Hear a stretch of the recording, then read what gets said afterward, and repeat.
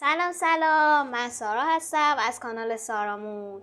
من اومدم با یه ویدیو ارباب حلقه‌های دیگه که میخوام درباره گالوم حرف بزنم.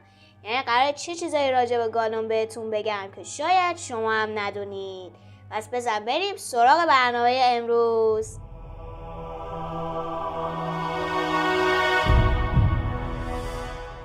شاید وقتی که تالکین تو سال 1937 رمان د هابیت رو وارد بازار کرد انتظار نداشت که گالوم خیلی مورد توجه قرار بگیره. در واقع اون موقع کار روی د لورد آف د رینگز یه سری تغییرات روی این شخصیت انجام داد تا با دنیای تازه سرزمین میانه منطبق تر باشه. هدف تالکین هرچی که بود این روزا گالوم تبدیل به یکی از شناخته شده و معروف ترین شخصیت های ارباب حلقه ها و هابیت ها شده. این داداش من خیلی تو نفسشه دیگه.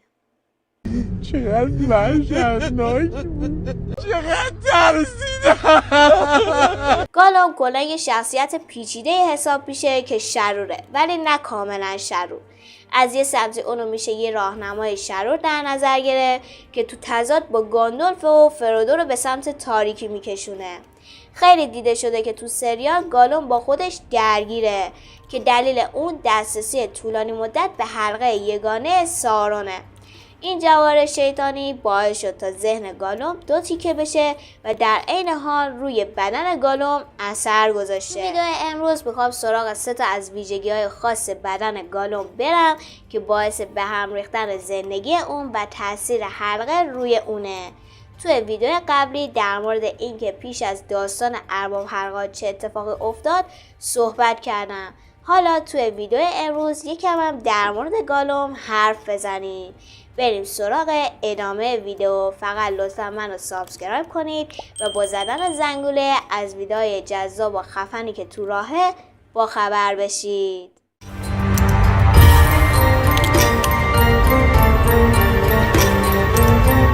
با آلوده شدن ذهن اسمیگل به خاطر حلقه یگانه، هابیت های استور اون از جمعشون بیرون کردن.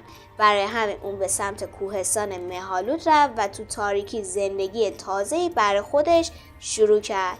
هر چقدر که زمان میگذشت اسمیگل از زندگی و خود اصلیش دور میشد که میتونید یکی از نمایان‌ترین و شوترین بخشای این دگرگونی رو توی خورد و خوراک اون ببینید. هابیت هم پرآوازه که خوراکی‌های لذیذ زیادی میخورن، ولی وقتی که اسمیگل تبدیل به گالوم شد فقط برای سیر شدن و زنده موندن غذا میخورد. اون تو کوهستان مهالود چیزی جز ماهی خام و موش و در کل چیزای خام پیدا نمیکرد و به خاطر همین معده‌اش به اینجور خوراکی‌ها عادت کرد. از طرف دیگه برای اینکه بتونه به خامخوری گوشت ادامه بده با یه تیکه سنگ تیز کننده دندون از همون دندون‌های باقی مونده انگشت شمار خودش مراقبت میکرد.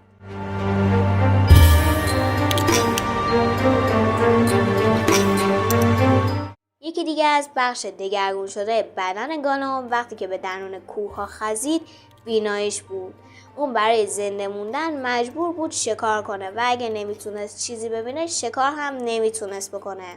برای همین گالوم سازگاری و تکامل پیدا کرد تا بتونه به خوبی تو تاریکی ببینه، ولی هرچند این ویژگی تو غارها و مکانهای تاریک برای اون کارآمد بود، ولی بعداً براش دردسرساز شد. وقتی که برای اولین بار پس از قرنها برای پیدا کردن حلقه عزیزش از غارها خارج شد، زمانی که چشمش به نور خورشید افتاد، نور برای چشمهای حساسش بسیار دردناک بود. در واقع میشه گفت که انگار گالوم در طی ماجراجویی تو ارباب حلقه‌ها نسبت به نور احساس ناراحتی میکنه. پس همونطور که معلومه چشمهای گالوم برای همیشه دگرگون شده تا دیگه نتونه نور طبیعی و عادی روز رو تحمل کنه.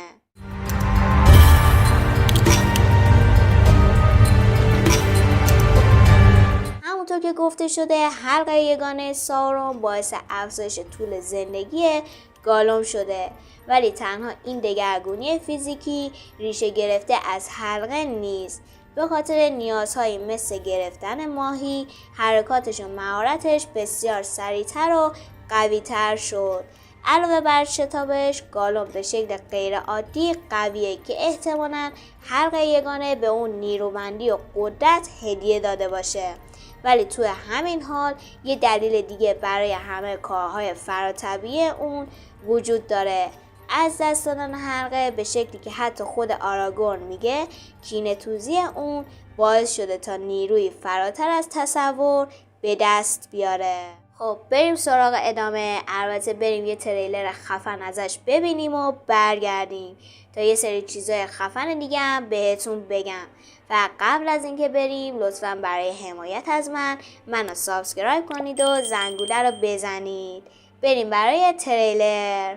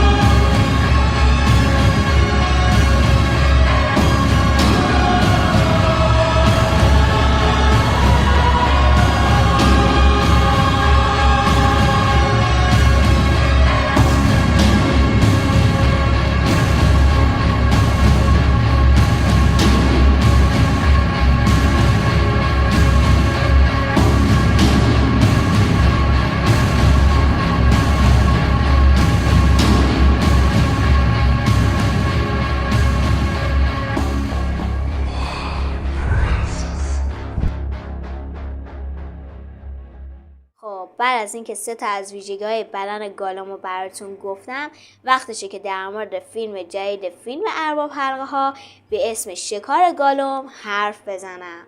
اولین سری جدید فیلم های ارباب حلقه ها در مورد گالومه که شرکت برادران وارنر قراره تو سال 2026 اکرانش کنه و همونطور که طرفدارای ارباب حلقه ها میدونن قراره که اندی سرکیس افسانه‌ای نقش گالومو بازی کنه و همچنین علاوه بر نقش گالوم کارگردانی این فیلم هم بر عهده داره. طبق گفته مدیر عامل این کمپانی، خبر مهم دیگه اینه که پیتر جکسون اسطوره قراره به عنوان یکی از تهیه کننده‌های این فیلم باشه که خودش باعث میشه با اطمینان بیشتری منتظر این فیلم باشیم، چون پیتر جکسون بیشتر از هر کس دیگه‌ای دنیای ارباب حلقه ها رو میشناسه.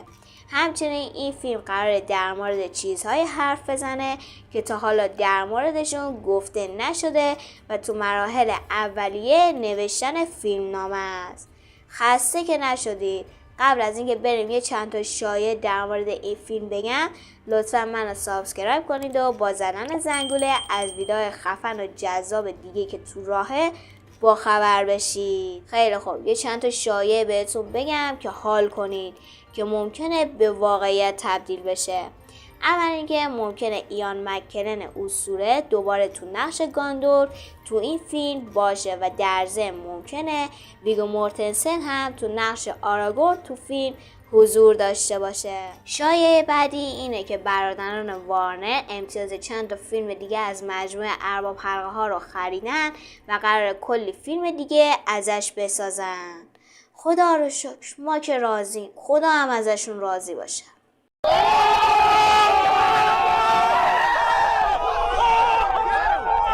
البته یه انیمه دیگه از ارباب حلقه ها ساختن که داستانش مربوط به 200 سال قبل از هابیت ها هستش که توی ویدیو دیگه اونو براتون معرفی میکنم.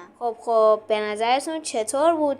دیگه چه چیزی از گالوم هست که متوجه شدید؟ حتما برام کامنت کنید. به نظرتون فیلم جدید که درباره گالومه چطور میتونه باشه؟ من که فکر کنم به خاطر اینکه پیتر جکسون پشت کاره خیلی میشه بهش امیدوار بود. چی؟ کجای کاره؟ هیچی بابا هیچی. بک کاره آدم نمیتونه یه ذره حرف از پشت و اینا بزنه.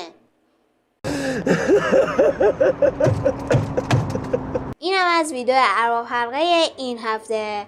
امیدوارم لذت برده باشید. دوستتون دارم. خدافظ.